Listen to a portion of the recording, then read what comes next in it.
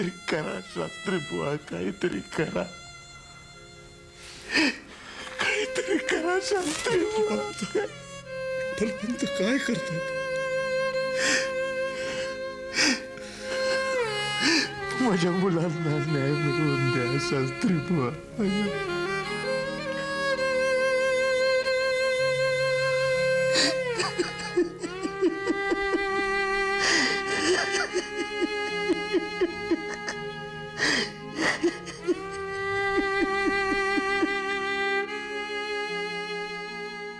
नेहमीच आहे, प्रत्येक वेळी आपण काहीतरी सांगतो हे वेगळंच काहीतरी काढत असतात.